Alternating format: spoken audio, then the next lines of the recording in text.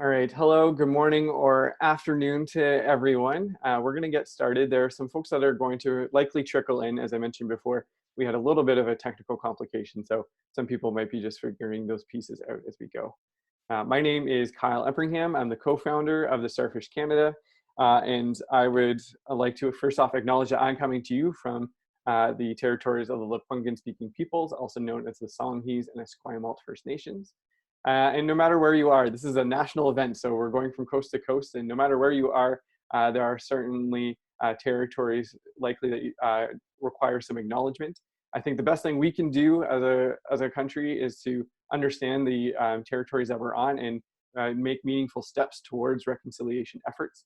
If you don't know whose traditional territory you're on, there are many great tools that you can use to start digging in and understand the land that you're currently on. The only other thing I'm going to mention today as well is that we are recording this call. If there's any degree of that feels uncomfortable for you as a participant, you can use the chat function in Zoom and let me know, and we'll make an accommodation as we can. But for now, I'm going to pass it to Manisha and Narula, who's from the League of Innovators, who's going to be your host for today's session. Take it away. Awesome. Thanks, Kyle. Hey, everyone. Thanks so much for tuning in. And of course, a big congratulations to the winners that are on this call as well. The format of the event is meant to be really raw and pure, and it's really just stories of these change makers. We provided some light coaching for them to frame the story, but you can trust that these are all true stories from their own experiences about leading and inspiring change. And of course, the theme of today, which is all about finding your voice. Each speaker here will have 5 minutes to share their story. We have 3 speakers today that will be sharing their story. And keep in mind, this isn't about their resume, which we all know is amazing for all of them, but really about a moment in time that really meant a lot for them, and hopefully inspire you along the way as well. I'm sure a lot of you or all of you have already used Zoom in the last 2 months at least, but if you're not familiar with the platform, as Kyle mentioned, you can use the chat function to submit any of your questions. So you're able to submit a question where everyone can see the question, including the speakers, or if you feel more comfortable sharing it privately with either myself or Kyle, you can do that as well. You can also react on Zoom, so anytime you are really liking what the speakers are saying, you can either give them a thumbs up or a clap, as you can see on Kyle and mine's video. You're also, of course, welcome to turn your video on if you're comfortable. And if you want to see the person that's speaking, you can also switch to speaker view on the top right of your screen as well. So our goal is to be done in about 45 minutes, so we're going to see how we do. But please engage along the way and submit things on chat, ask questions along the way, so we can make sure that we can have an engaging conversation after all the 3 speakers share their stories as well. Okay, so without further ado, we're going to start off with our first speaker, and keeping in mind what the theme is, which is finding your voice. And as young change makers, it's often been a really scary thing to speak up. I'm sure many of you experience that as well, and fearing and not knowing what the right thing to say really is. So the stories today will be really about the discomfort that they've faced, how they've given themselves permission to really voice their ideas, and have found success in actually being brave in different situations. So we'll start off with Denise with the title of her talk, which is Left Turns into Opportunity. Awesome. Thank you, Manisha. Yeah, so I called this little segment Left Turns into Opportunity because I can't drive. And the idea of ever doing a left turn is terrifying. But this story is really centered on me trying to build a nonprofit or starting really anything, whether it's research or volunteering, with no experience and no real direction or goal. So for me, I'm from Vancouver. I always had a really strong interest in the environment, but that in itself is still extremely broad. And so for me, I think one thing I wish I could share with people is that you just have to go out there and try and completely get over that imposter syndrome or fear and accept that you might fail and just keep going. So a really clear example of this is that I got a really amazing opportunity to go to the Arctic with an organization called Students on Ice. And I got to meet so many incredible people and see so many amazing places that upon coming back home, I really wanted to find a way to share that. And so upon forming an amazing group of co-founders, we decided we wanted to build this organization that would execute a number of conferences across Canada in order to raise awareness about the poles. And so that is a pretty ambitious goal, and yet I still didn't really have an idea of how to do anything. I definitely did not know how to lead a national nonprofit. And along the way, I definitely made plenty of stumbles. I remember I called up a bank, just a local bank here, and just asked if there was a way we could build a sponsorship in the beginning. And it took me more than one call to realize that that's not how that works.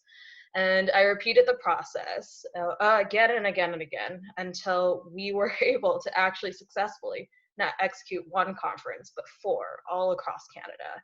And I remember on the way just repeatedly asking myself, you're 16.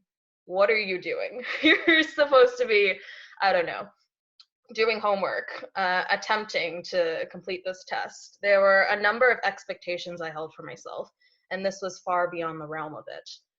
But just being able to confront my imposter syndrome, that feeling that you're definitely inadequate for something, was something that was key in order to move forward in my career in the environment. And it's definitely not a one-trick thing and then you're good to go. I remember when I entered university the next year, I was lucky enough to be selected for a research team to go to Ecuador to study the oil politics of the region. And I was working with a group of master students that were 7 to 8 years older than me that had so much research experience. And then there was little me who was 3 weeks into an undergrad, completely lost, still doesn't really know where their classes are. And I remember walking in and just being really forthright with that. I remember going up to my team and saying, hey, I don't know what a literature review is. I don't really understand this paper. In fact, I'm probably going to need a lot of help. But being so open with kind of your faults or your willingness to overcome them, I think has been the most important thing in moving forward. And I'm still working on it. Like there's plenty of times where I walk into a room and I think, I have no idea what's going on. But I found especially that that's very much an individual thing to think that you're inadequate. Most people don't assume that about you. And actually, when you're more honest about it, they are more willing to help you overcome them together. So left turn's an opportunity. Go out there and do it. And hopefully we won't crash. Thank you. Amazing. Thank you, Denise. I love that analogy, and I can relate because I don't really drive either. But it seems like, yeah, you've been so brave and courageous throughout this whole process. I'm excited to dig into this after as well. Thanks for sharing. Okay, we're gonna move on to our next speaker. So we have Abbie, who's gonna be talking about identifying and harnessing my values. Wonderful, thank you so much. Hi everyone, I'm Abbie Little. I live in Hamilton, Ontario, and I work at McMaster University for the Faculty of Engineering, where I get to help students working with community members to create sustainable change.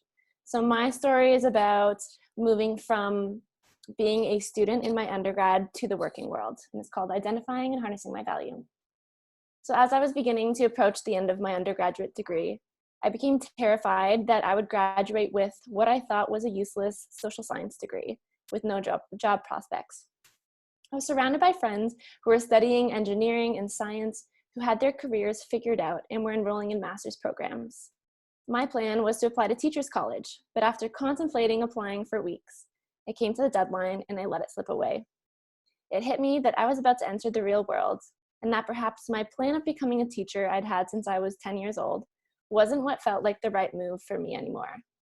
I was unsure of what was next and decided that an internship placement would be a great way to get my foot in the door.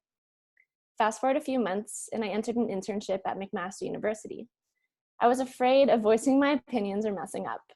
Slowly, and with encouragement from my boss and mentors, I started to find my voice and suggest ideas. I realized that as a social science student, I had the advantage of having a diverse background where I had studied economics and science and psychology, and realized that with the complex sustainability problems that exist today, diverse backgrounds to tackle these problems are necessary. This ended up being one of the greatest lessons I learned, that every degree has value, and I began to figure out what mine was and how I could apply it in my life and career. I started to find my niche in the working world, which involved a lot of communicating, which I think is a strong suit of mine. I moved into the role of Community Relations Coordinator at McMaster, where my role was to meet with community members, discuss their problems that they were experiencing. I'd then scope their problem down into a project that third-year students could tackle in a 4-month period. I saw that community members valued having students that were passionate about creating change, and that students saw value in working on real-world problems in their community. It was a win-win. Being able to recognize this value and expand on it helped our program grow, and I also identified my value and began to harness it. Recently, I began working on creating an event for hundreds of students that would increase awareness of our undergraduate program. I decided to give away free plants in upcycled containers to teach them about upcycling plants and sustainability. For months, I collected used coffee cups, yogurt containers, tin cans, and glass jars, and used these as the flower pots. I was then faced with the challenge of getting soil and flowers with a microscopic budget, which was very difficult. I decided to reach out to the on-campus greenhouse to see if they could help. After a few meetings and tours around the greenhouse, I was able to identify that the greenhouse was struggling with getting enough volunteers and didn't have any marketing materials to show students that they existed. I pitched the idea that I could create marketing materials for them and advertise their greenhouse on our Instagram in exchange for soil, plants, and plant expert volunteers. What I learned through this experience is that my value was being able to engage with people, get to know their problem, and help them find a solution that was mutually beneficial. Over time, I took on more of a leadership role in mentoring students through their 4-month-long projects.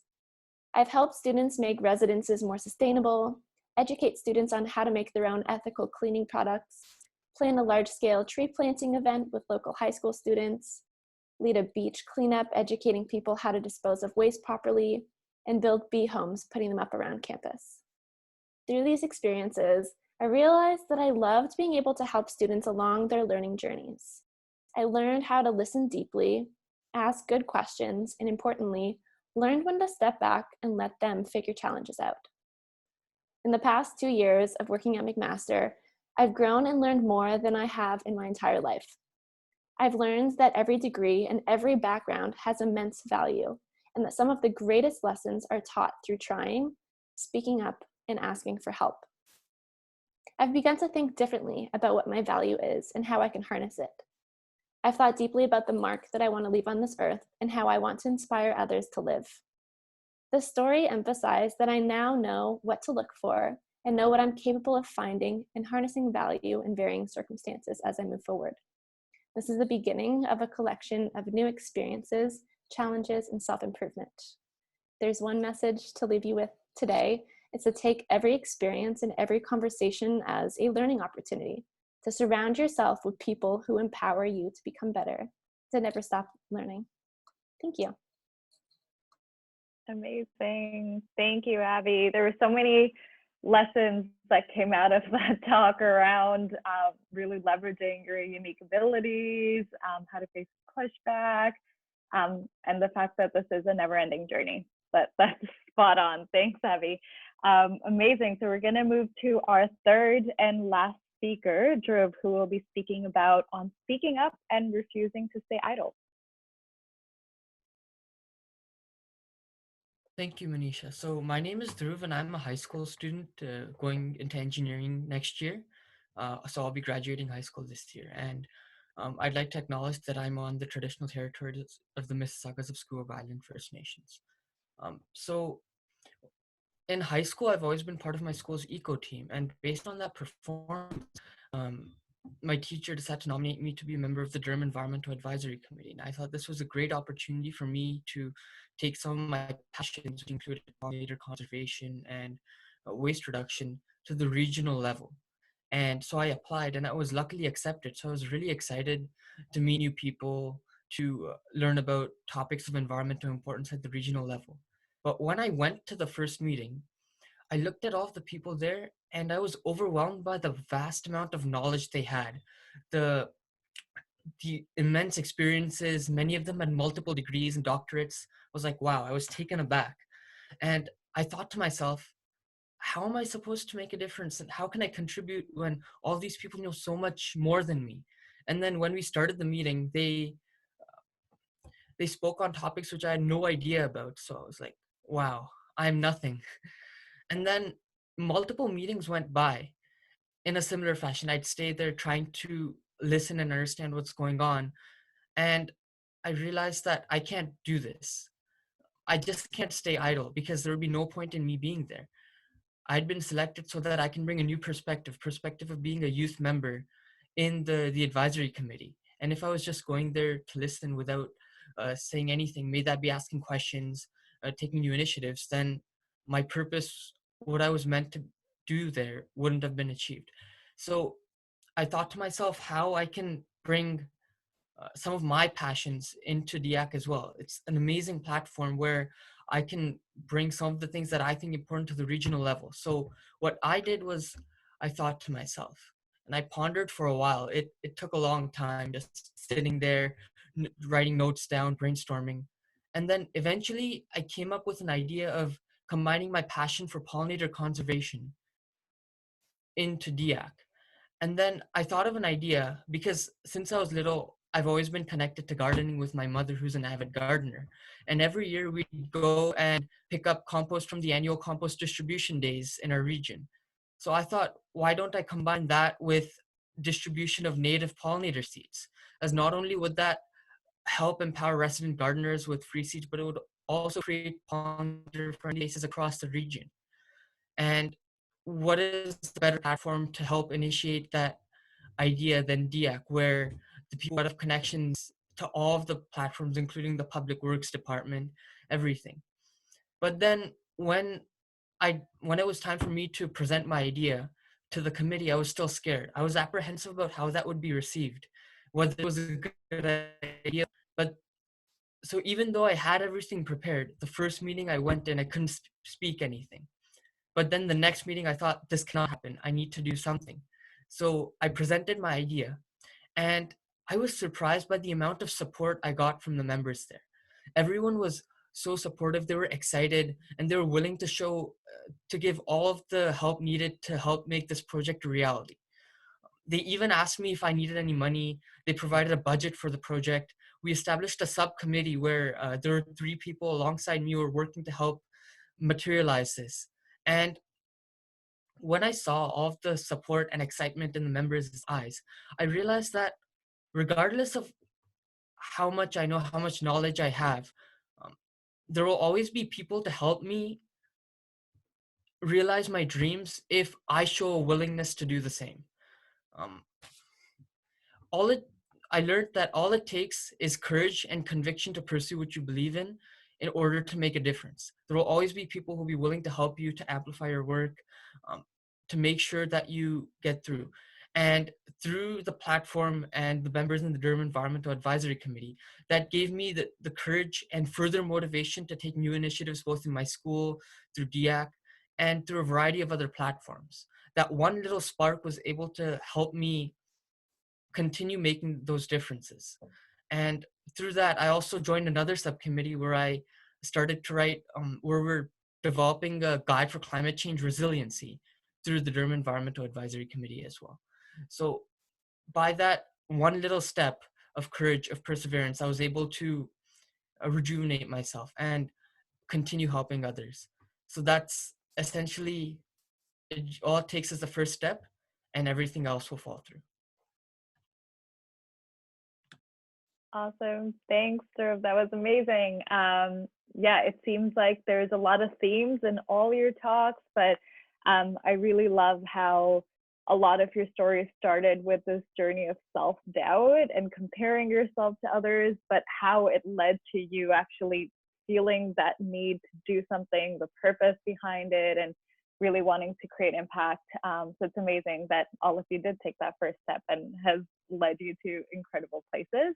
At this point, I encourage everyone to submit any questions on chat.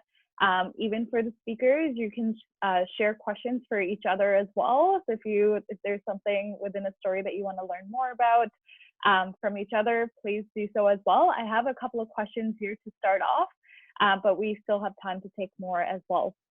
So just to start, and Dhruv, you kind of touched on this in terms of the people that supported you and how they believed in your dreams that allowed you to also make sure that you were following through as well. So this is a question for everyone. And, you know, it really does take a community to build some sort of movement, you know, build a national nonprofit, organize conferences.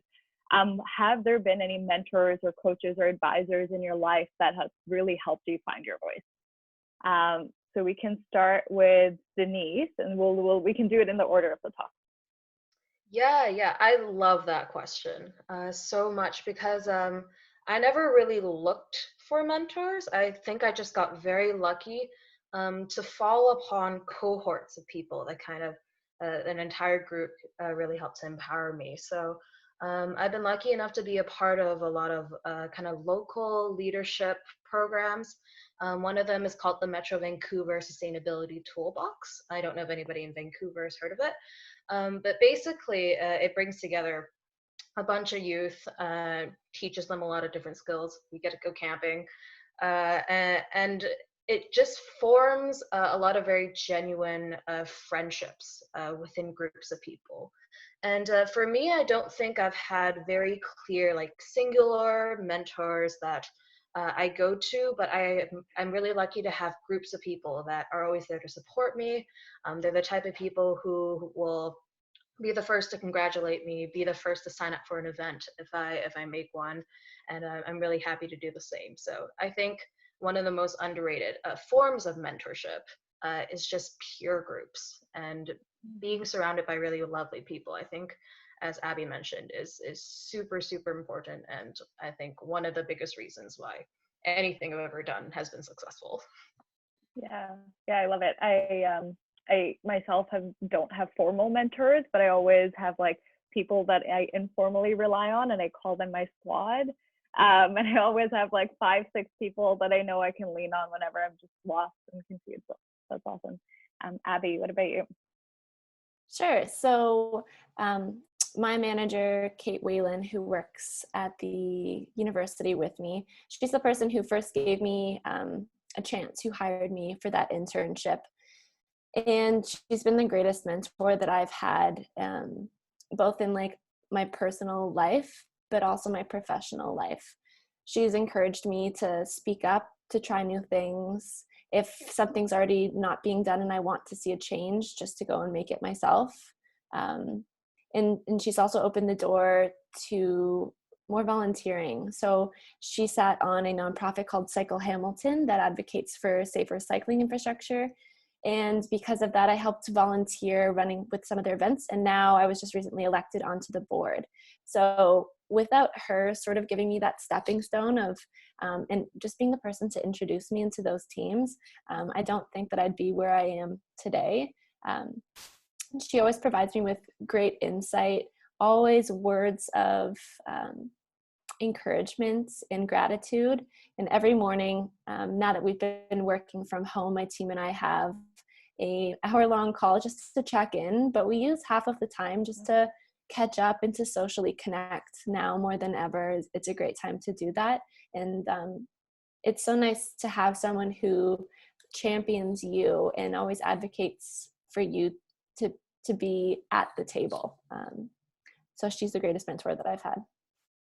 I love that. Yeah, it's amazing to have someone who has really invested time and energy in you. And, you know, I always say, like, hopefully we can be that person for someone else as well. And how can we give back to Dhruv? Right.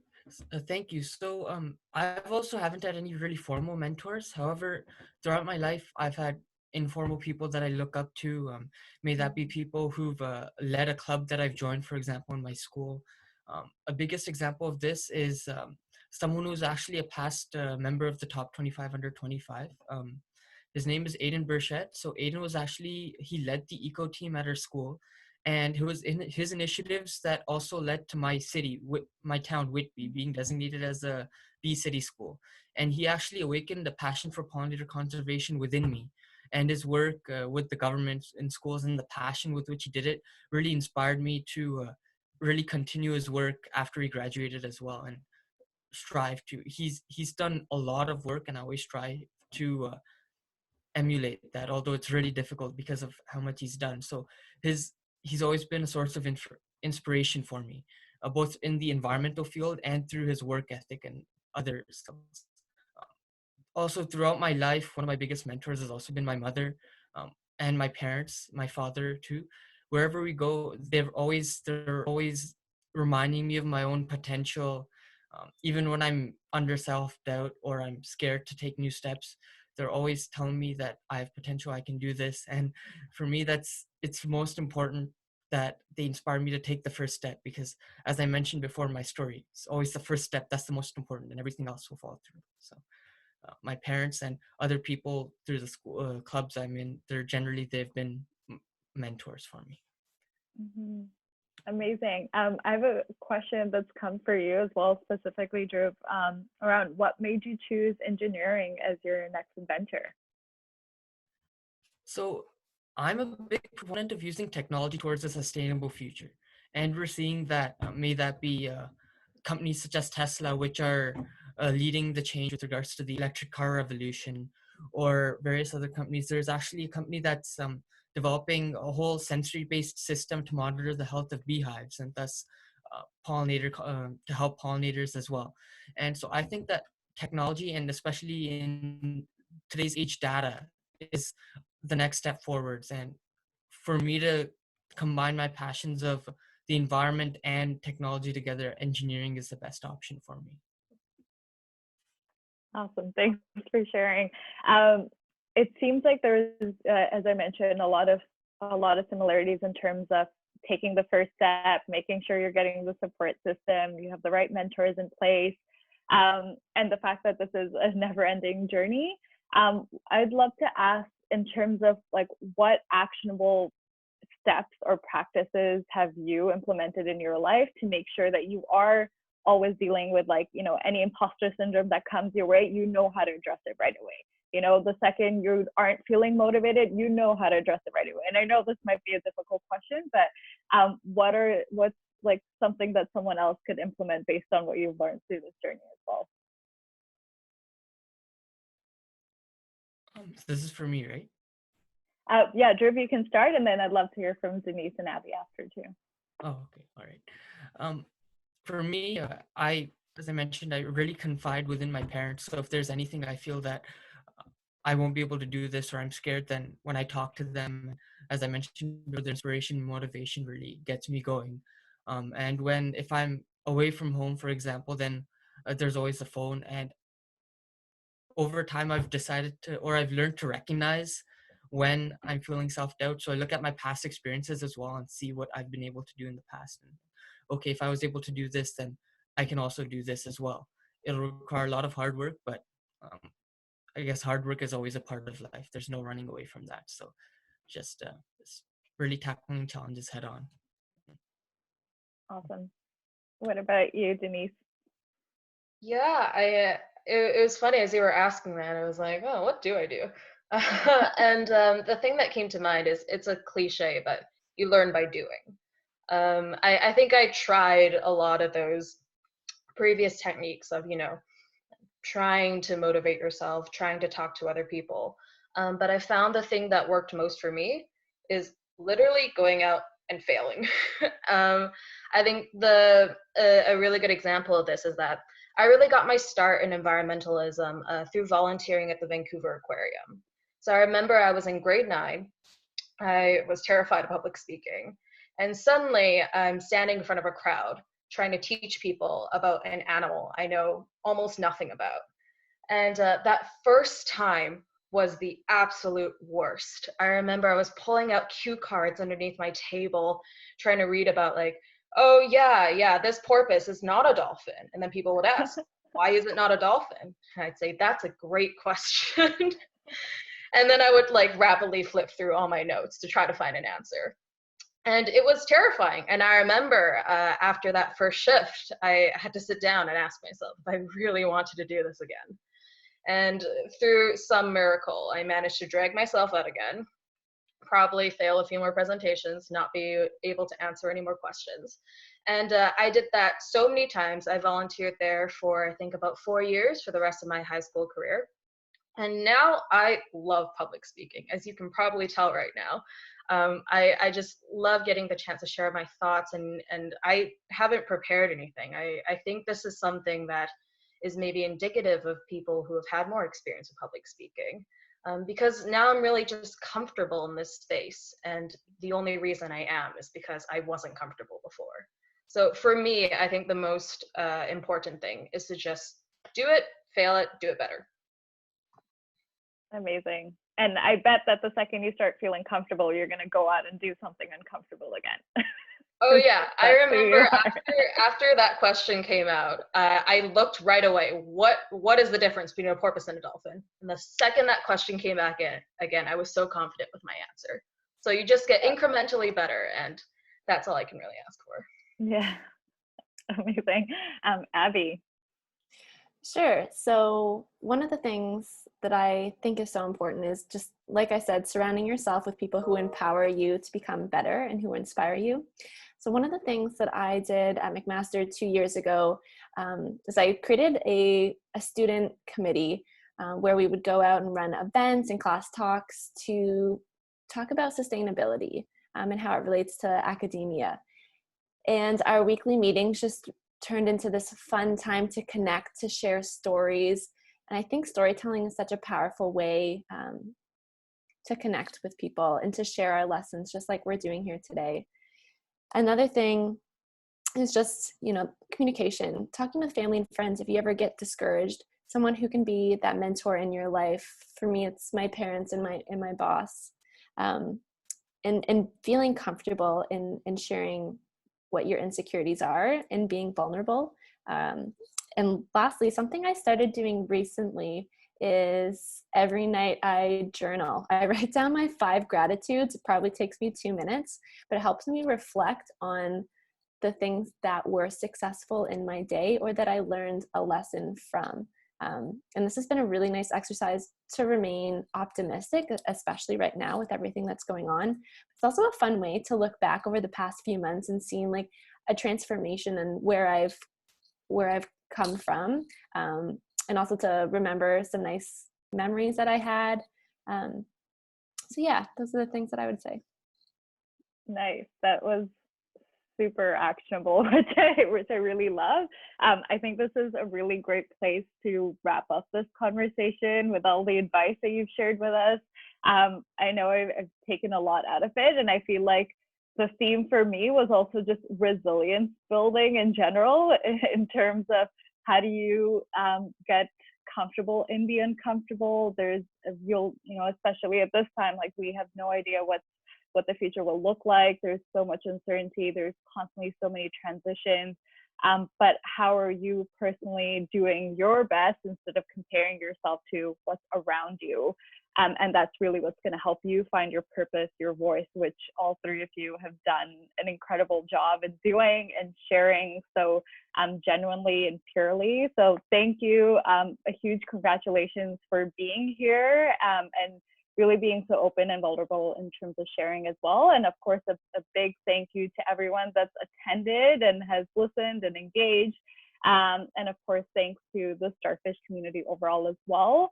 We do have one more event coming up, which is this Thursday. It's the last one, so make sure to tune in and hear all those stories as well. But for everyone else, thank you. This is our official wrap up. Feel free to come off mute and say bye, but it was so nice to have you here today.